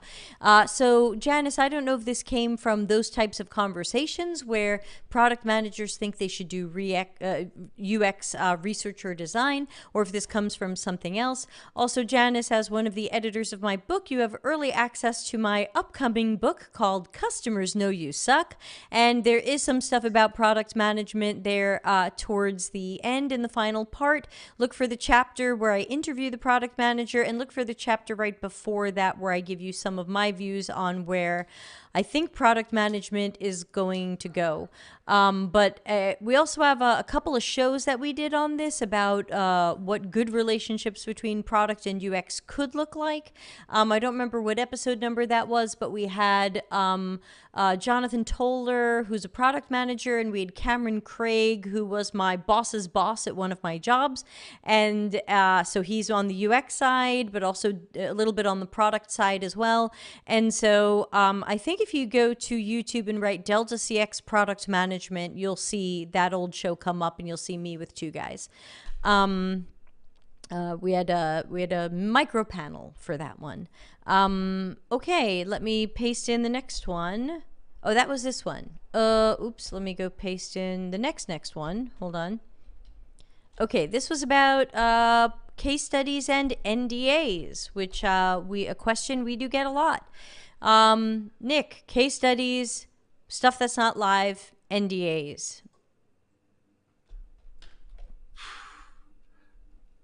I think ever since I've been in UX, people have hidden behind NDAs. I think it's a standard get out of jail card, or it's a standard swerve that is used in the industry. The government work that I do, I can't show for obvious reasons, but otherwise, NDAs expire. They don't. I mean, they don't. All they're not always indefinite or in perpetuity. They often have a backstop on them. But yeah, you can't really argue with it, unfortunately. You know, that's why it's such a really great get out of jail free card. I've never used it. I've never needed to use it, and when I've gone for government work, I'm allowed to show them my government work, unless it's a specific case of security. But generally speaking, so I mean, if you've got work that you're particularly proud of, that you really want to put in your folio that is under NDA, it's a very grey area, but people do redact stuff, change logos, that kind of stuff. However, massive, hear me, this was, if you're working in low fidelity, it's much easier to do this kind of thing because it's easier to generalize something and make it non-identifiable to anybody, and therefore you can represent it in your folio. If you do it in any kind of medium to high fidelity, you're starting to involving brand palette and all kinds of stuff, which then starts to imply who it is, and then you could be breaking NDA, which is an absolutely critical fail, and you'll be in very serious trouble. So, if in doubt, don't do it. Quite simply stated. I think that was worth saying. Yeah, that's it. Sorry, Deb.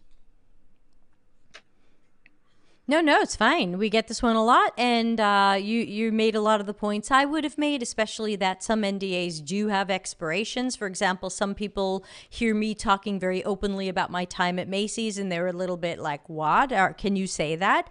Well, I quit there in 2018, and it's almost 2023, so I can say that. And Udipt, when we talked about redacting, it just means like, is there proprietary or confidential or other information that you can remove from the story, from your screens, so that people don't know who this is. And the example that I give is I did some work for a bank that was highly experimental, and they were like, this is highly confidential, you can't show or tell anybody about this. But a couple of years later, I wanted to put it in my portfolio, and I realized it was just a banking website. It looked like every other banking website. The confidential aspect was that a very famous international bank was going to try to do one of those online-only banks, back when like the online-only banks were just coming out, and nobody would have known that this very famous bank was behind this online bank. And so that was really the confidential aspect. Once I took off their colors and their stock photos and their branding and their phone number and their email address, it looked like any banking website. Do you want an investment? Do you want to come into a branch? And of course, I didn't show where any of the branches were. So that's what we talk about for redacting, is can you remove identifiable information that tell people what this is? But then I did a project at Macy's that at the time was super confidential, and I don't think ever went live, and I didn't put it in my portfolio because it would have been pretty obvious that it was Macy's, and it was supposed to be really, really innovative, and they thought it was really gonna blast them past their competitors. I didn't put that in at all. No way. So again, you have to figure out if this is something that you can anonymize and redact, then you turn it into something. If you think somebody is going to see this stuff and go, holy cats, you are a rule breaker, not only can you make a bad name for yourself, but you could get a letter from a lawyer. So you, as Nick said, when in doubt, the answer is don't include it. Just don't. And That's that. So some people think, oh, I'll just put it under a password. That doesn't help. What if your password gets out? What if you show it in an interview with Nick and it's work you did with me and Nick knows me and Nick goes, hey, Deb, somebody's showing everybody that work you did. And I go, what? So you have to remember, just because something is in a password or just because you think you're just going to talk about it in an interview, UX is a small world. And if that information isn't supposed to get around, it shouldn't get around. The end. The end. That's it. This is law we're talking about. Don't mess with it. Okay, we have a super long question again, Nick. Let me bring down the font, and then I will voice act it for you and all of the nice people here. Okay, this says, how can UX research contribute to a company trying to understand how to tweak its messaging and understand target audience's mental model? I'm trying to identify information that can inform messaging or identify new product opportunities for a brand to its target audience. I've been tasked with finding similarities and differences between one type of product success and another that's completely different and typically not seen similarly. So ideally, finding out what appeals to one product and seeing if it can be applied to another. I'm confused because I feel like the best way to identify physical product opportunities and figure out branding messaging is to learn from observing in context the user's problems and find where this type of person exists so they can see the product that meets their needs. Lots going on in here, Nick. Sorry the font is so small. No, it's good.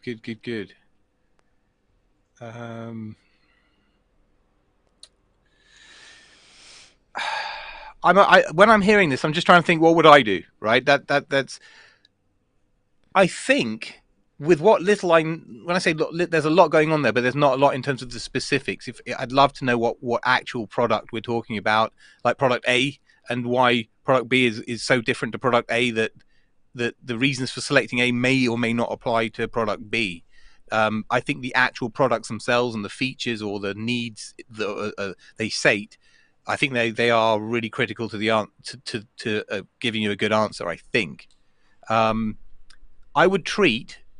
Okay, let's just say stakeholders or some boss or whatever has handed this down to us, and this is the way, and there isn't any optionality. It's not a bad approach to take the hypothesis of what you think you know about A and try it out on B. I think that might be pretty tricky if they're wildly different kind of products, right? But it's not a bad approach to try that. Just don't invest too much time in it. Try to be kind of agile about it. I'm not going to use the lean word, but be quick about it. Like fail fast. Try to and then like pivot to something like a product C that maybe is more like product A, or do you know what I mean? You start to follow the insight that B gave you.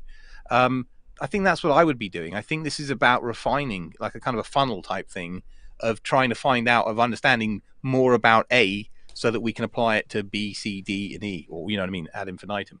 Does that? I hope that makes some kind of sense. That's just, as I heard that question, that's with what I know, that's how I would approach it. Yeah, thanks for that. What jumped out at me was that it sounds like all of this is based in an assumption.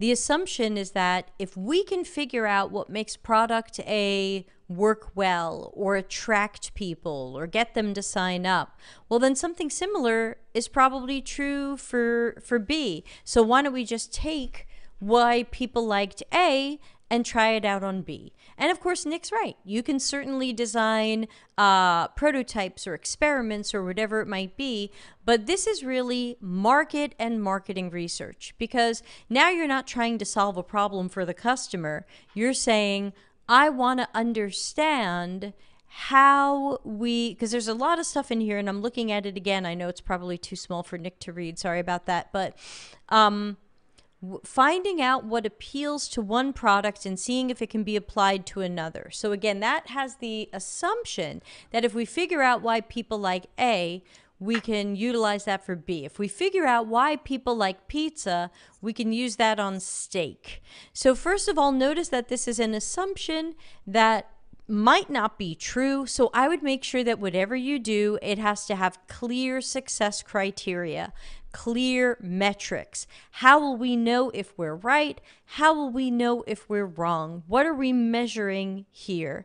And like Nick said, maybe you fail fast. Maybe you try some sort of short research to tell us if this is even a thing. Now, I would agree more with what you said in your question, which is I want to observe people in context and figure out what people need. I would be going with what you're saying, but if you are under pressure to just do the market research version and not the generative CX UX qualitative research version, then you might be under pressure to just figure out, why do people like this product and what kind of marketing might make it successful, and then, hey, come up with how we're going to sell B in a templated, do it the same kind of way. I would be trying to talk people out of that. I think that templating is not the way to go. But whatever you do, make sure there's metrics or KPIs or success criteria so that everybody can clearly know when this is working and when we're going in the wrong direction. Nick. Yeah. I totally, you smashed that. I missed the word appeal, or at least I didn't. It jumped. It didn't. I missed it. So when we're talking about appeal, we're talking about cognitive type preferences or interaction rather than the mechanical, like we were talking about earlier, right? And that's, again, it's Deb absolutely smashed it when she highlighted that is much more of a market research type activity. And I believe from seeing the questions in the left-hand corner, I think we've got a question coming up about what's the difference between market research and UX or user research, which, again, there's this is one kind of before starting that. to highlight. I'll reorder them because that is yeah. a good. Yeah, I'll reorder them. Because we're basically right there right now that market research is much more around preferences and more group or macro type views, market research, whereas I don't call it UX research, I call it user research, because it's about the individual, it's about the human being, it's about the person and their needs. And that's more of a micro view as opposed to the macro view that you might get from a market research. And frankly, they can work together. I don't know if I've worked with lots of marketing departments and been given a lot of marketing data, a lot of marketing insight, and tried to turn them into personas or tried to work with them. And frankly, it doesn't work. It's really hard. And if you're working agency side, you can make it look fancy for the client. But in terms of validity and useful stuff that a practitioner uses on a daily level, it's very, very, it's pretty much impossible. Like understanding that you've got yesterday's captains in postcode XZY ain't gonna do jack diddly for user needs. Sorry. That's where we're at. Deb, what's your view on the differences of market let me research add versus to that. UX? Yeah, I could have a lot to say about this because I wrote a subchapter about it in the book I'm working on. So I took a look into this, and ultimately, I think the best way to explain this, even though this isn't how I explained it in my book, is to talk about how a month or two ago, someone sent me their market research portfolio, and they said, could I get a UX researcher job with this? Because maybe market research and UX research are similar, or my skills translate. And this person had been tasked with interviewing people about what imagery do they associate with feelings of joy and happiness, because that way the yogurt company would be able to know the right images to use in their marketing and advertising so that people would associate joy and happiness with yogurt. So I tend to see market research as, number one, leans a lot on demographics. They're 30 years old, they're black, they live in this place, their job pays them $200,000 a year, this is what they do. So, hey, we think those people behave similarly. We put them in buckets. We think they need similar things. We think they do similar things. I think of market research as trying to figure out an audience for a thing. Hey, we want to sell a pet product. How many people in America have pets and make a certain amount of money and drive a certain car, whatever? Strawberries and rainbows, Solomon says. So it's about trying to figure out these buckets of people that we can market to, which everybody knows I have a lot to say about what I call lazy buckets or lazy marketing segments. Market research is very often about preferences and future predictions. Are you happy with your washing? Are you, would you buy this dish soap if it smelled like lemons and feet? On a scale of 1 to 10. And so, that to me can be very market researchy. But notice that it's very different than the UX, user, generative, qualitative, whatever word you want to put on it, research, where we say, I just want to know more about, let's roll it out, people, contexts, and systems. I want to know who people are. I want to know what their context is. Where are they? What are they doing? What are their tasks and goals? What are they trying to accomplish? What are their tools, systems, people, workarounds? How do they try to do this stuff now, whether that's with our company or outside of our company? Who are these people and how do they do stuff? And so very often I find market research says, we wish we could sell a thing. Who are the people who might buy it? And more on the CX, UX user research, especially on the generative side, we're saying, who are people and what do they need? And how do we build what they need? Because then it's more of a natural match and we shouldn't have to try so hard to sell it to them. It's going to be what they need. It's going to be the solution that solves a real problem they have. Whereas market research is very often, we have a thing we want to build. Who would buy it?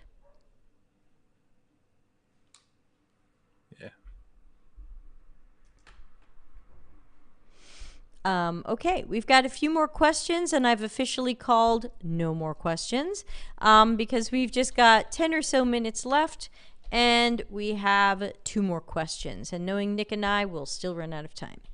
So this one says, since companies usually look for people who work as the only member of the UX department, do you think PhD people could be ideal for this role for that reason? We usually work like this, as the only person in our team, and we still have to accomplish things under a lot of pressure. I do have an answer, even though I don't have a PhD. Yeah. Nick, what do you think? Yeah, I think the PhD is a total red herring here.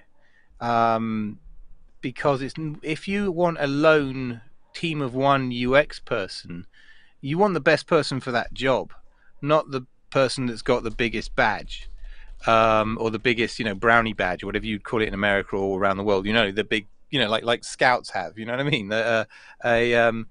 It's not about PhD in its particular is a very specific advanced research in a very, very thin slice, a very, very specific kind of thing, a unique contribution to demonstrate a research capability.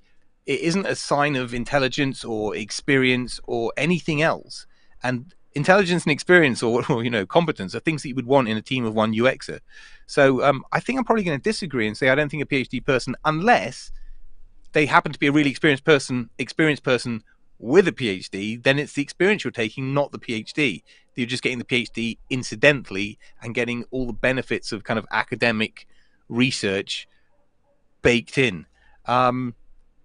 If your organization is somewhere, maybe a pharmaceutical company or somewhere where that PhD is particularly relevant, then yes, actually, there are some very good cases where having a team of 1 PhD person as an absolute specialist, there's a case for that, but that's a really, really thin slice again, really small number of things. So get the best person for the job. That's, I think, I would say. Deb. Yeah, I can't add much to that because those are some of the things I was going to say. That while PhD people are certainly skilled and talented and intelligent and all these things, sometimes the company just wants to know that you've been doing UX work for the last 2 years. And if you haven't, the buck stops there, and the door may slam there. And so while there are lots of transitioners who bring different things to the table that are attractive, and a PhD can be one of them, but other things can be too, it doesn't mean it's necessarily going to get you the job, because unfortunately companies are looking for what they're looking for. And if they want to see X amount of experience in specifically UX, your PhD may or may not fulfill that. We got a quick follow-up to market research. The person who asked it wrote in privately and said, Sorry, quick caveat though. Be really wary of PhDs in UX, because there's a lot of people with PhDs, but they're often in very not relevant things. You know, it might be sociology is relevant. Sorry, sociologists. I'm a psychologist. It is relevant. Okay, but there was people I was working with. There are some where chemistry. You could say, okay, my PhD is in neuroscience. And you're going to go, wait a minute, neuroscience is a super hot topic. Yeah, okay, go read their thesis and see how that applies in any kind of a daily context, in any kind of a commercial world or UX. And it doesn't, right? It's really super academic stuff. The research methods don't apply at all. You're not going to get a great big CAT scan or whatever, you know what I mean? They don't apply. So just be careful. Like, PhD isn't a magic thing. There are some brilliant PhDs in the UX world, and there are some not great PhDs in the world. You know, if you want to find out, ask them about their thesis. See how relevant it is. Yeah. All right. We got a follow-up question, and then we'll finish with Chuck's question. This says, so is it better if people who do market research not do it because their methods are bad, and UX researchers should take over and provide that data? Well, good luck convincing them of that.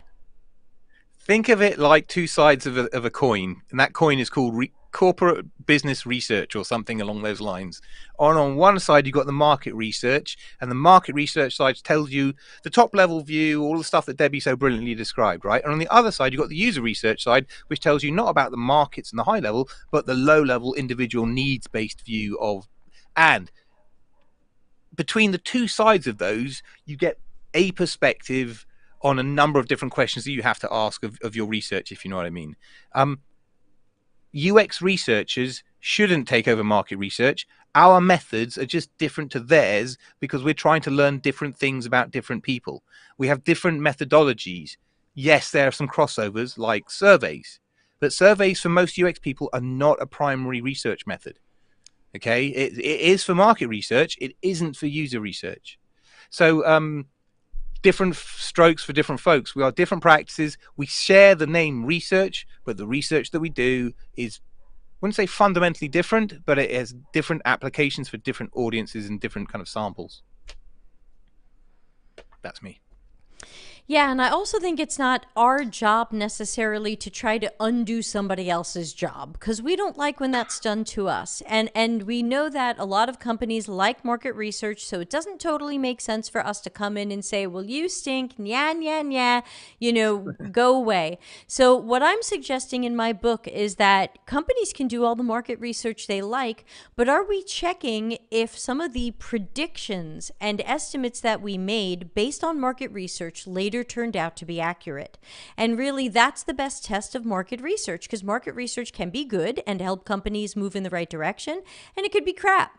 So if you did some market research and then you said, you know, based on what we've learned, we think conservatively in our first 6 months, we could get 10,000 customers, 10,000 paying customers. And we think 6 months after that, we'll still have 80% of them. We'll only lose 20% of them, because that's what our market research tells us. That's how much we think these people want this. Well, it's really easy to learn later if any of that came true.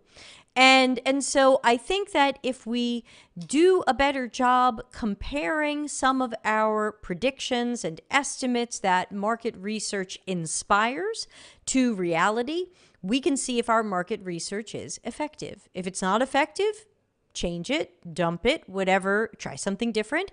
If it is effective, someone's going to feel like this thing works. So we're not going to be able to be like, get rid of it. We don't like it. It's yucky. It has cooties. Royale says 1 hour train ride and dinner, and y'all still here. Yeah, whenever we have Nick, we do a special 2 hour version of the show. Usually it is a 1 hour version. So you are correct in wondering why we are still yapping. Let's put up the last question for today. So special thanks to Nick, as always, for giving us 2 hours of his night, and to Nick's family, of course. Hello, Debbie and Dr. Nick. What is the best approach to analyzing data from interviews? The quick answer is coding. Okay, it's a standard strategy for most kind of qualitative kind of work. Is think of it like tagging, like that's something like hashtagging type thing. You're associating a word, a tag, a label with a theme. And in going through your transcript or going through your interview notes or whatever it is, you're going to start to pull those themes out, right? And by tagging them together, you can then manage them, do affinity stuff like we opened up with. There's lots of stuff you can do with it. That's how most people will do it, to varying levels. You might do it kind of napkin style like I tend to do, or you might do it in a really formal way with lots of graphics and, do it properly. You know what I'm saying? How else might you analyze data gotten from an interview? You can do kind of a more, when I say quantitative, I mean, there are, asking factual type questions and just getting straight up answers. You know what I'm saying? Where it doesn't need as much analysis type thing. I know how many subsidiary offices do you have? That's a pretty easy analysis to get to work out those sorts of things. Yeah, I think that's all I've got on that. I should say for the record, as much as I do interviews, my style of interview is, I think, unlike many others. I do rapid. I do interviews like I'm on the other side, like I'm the receiver. And I do my surveys the same way. It's like it's an empathic way. Like I feel for the person having to do the task. Getting people in a room or on a call for 45 minutes and doing a depth interview is something that comes from market research. And I don't think it's an effective use of anybody's time, generally speaking. There are times when you're doing some work, then you need an hour because it's really, really heavy work and there's a lot of subject matter to get on with. I totally get that. But there are other times where you just need to get in, get what you need and get out again. And you can sometimes do that in 10, 15 minutes.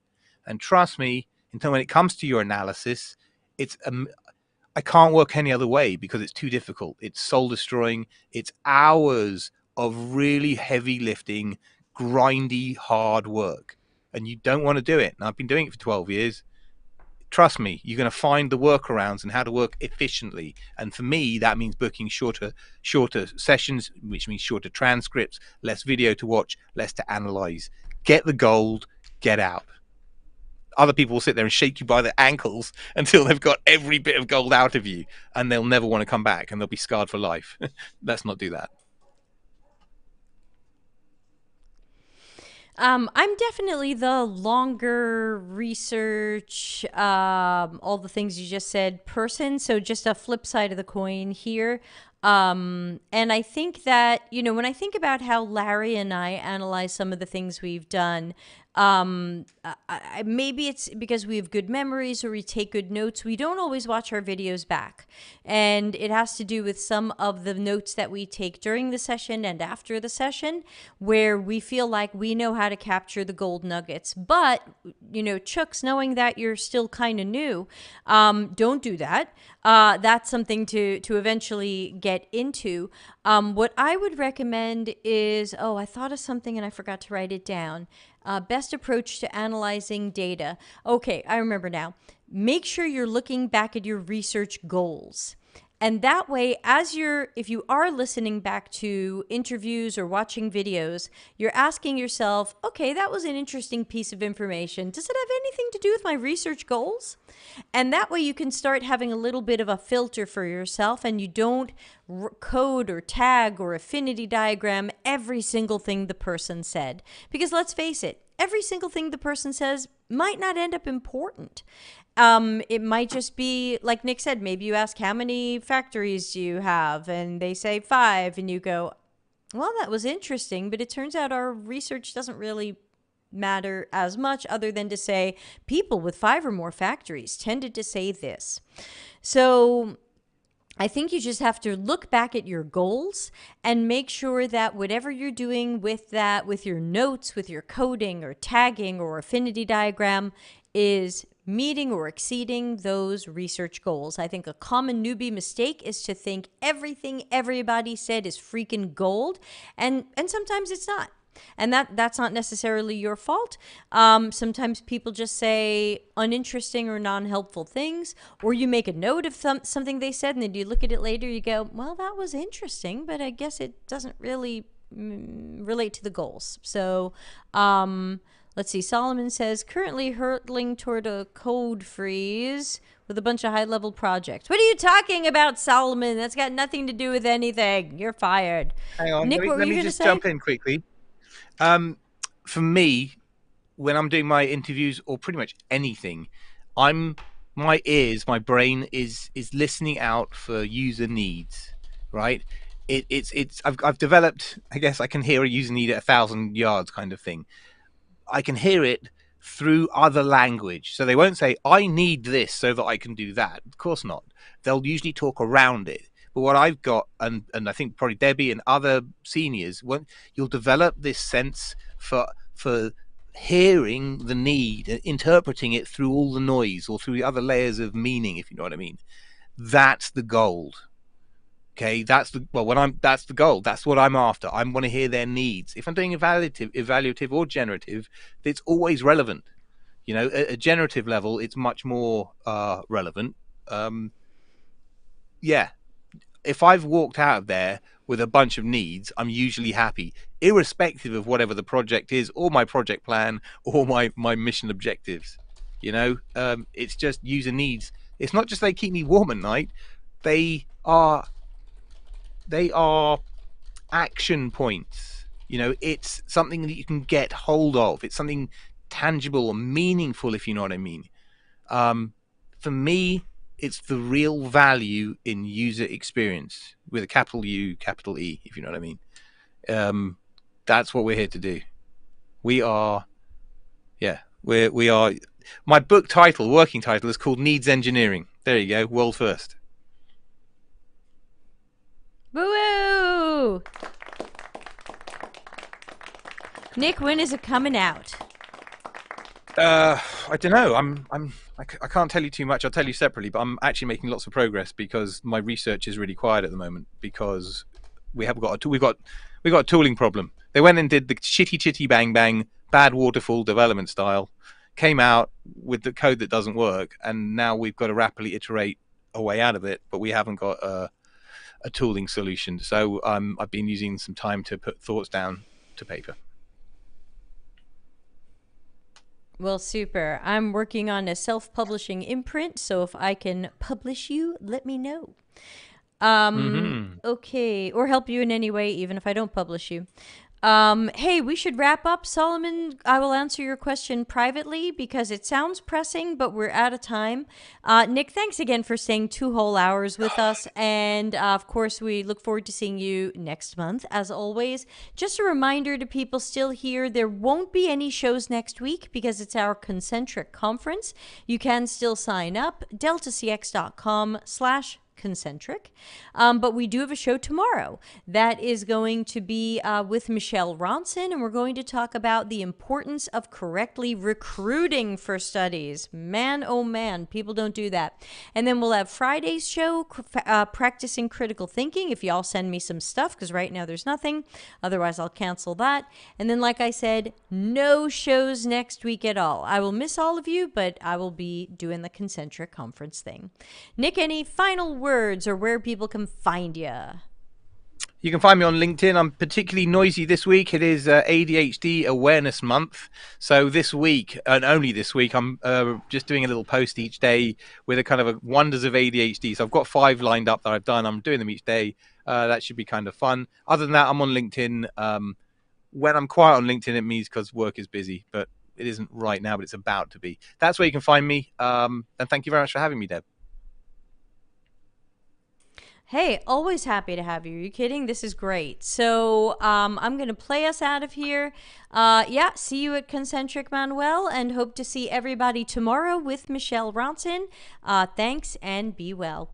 Customer centricity as business intelligence. Visit deltacx.com to learn why we are